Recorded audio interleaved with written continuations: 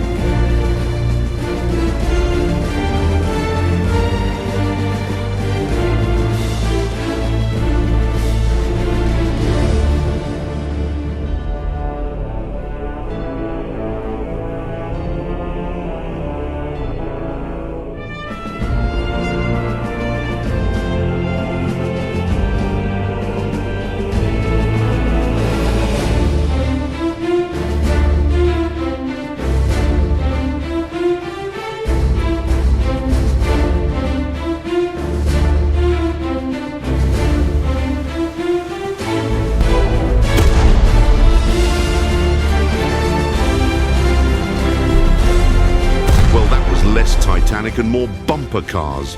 No massive breach in the hull, no catastrophic flooding. Remarkably, the Forrestal seems pretty well put together. That's actually quite impressive. They certainly built this ship to handle rough seas and rough drivers. Now let's talk about speed. I know what you're thinking. Jeremy, what do you expect? It's an aircraft carrier, not a speedboat. Well, you'd be right. If it wasn't for the fact that the Forrestal can hit a top speed of about 33 knots. Let's see if we can get it up to that speed and see what it feels like.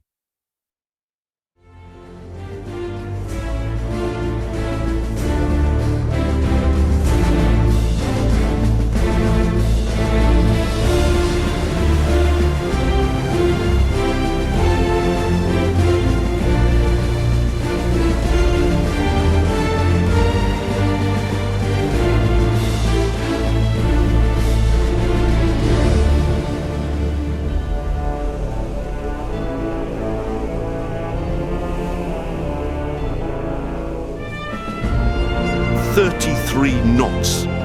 That's fast enough to outrun most things in the sea.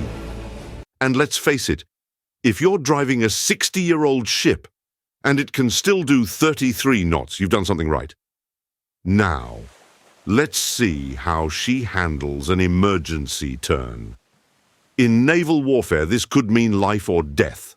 A sharp maneuver, a quick change of direction, and boom, you're either in the clear or you're sunk. We'll see how fast we can throw this beast around. I have to admit, that was impressive. For a ship this size, it didn't flinch. So we're safe for now. At least until I try the next test. Now, the grand finale. I thought we'd end on something a bit controversial. We're going to beach a Russian aircraft carrier. You know, just in case you're ever in an international naval standoff and feel like making a statement. Here we are, the Russian aircraft carrier. In real life, I'd probably get a missile up my backside if I did this, but today we're going to do it the Clarkson way.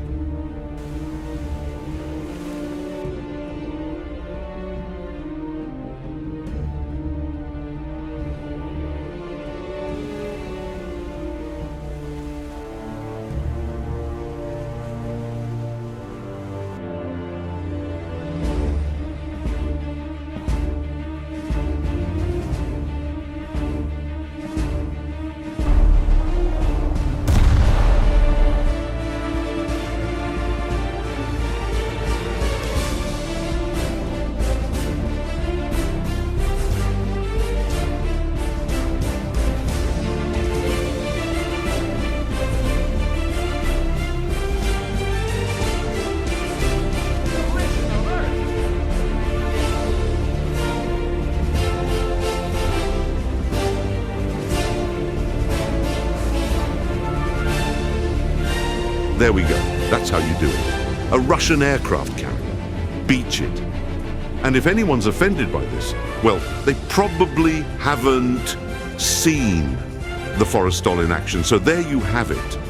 The USS Forrestal, a ship with a storied past, a formidable presence, and an undeniable capacity for destruction. Sure, it's got a few stories to tell, and it's a little long in the tooth. But this is one of the most iconic ships in naval history. Built for war, built to survive, and as it turns out, built to handle a bit of Clarkson-style rough treatment. Would I want to sail it into battle? Absolutely. Would I want to be anywhere near it when it's running full throttle into a Russian aircraft carrier? Probably not. But for now, we can all appreciate the history and power of the Forrestal. And that, my friends, is what makes it great.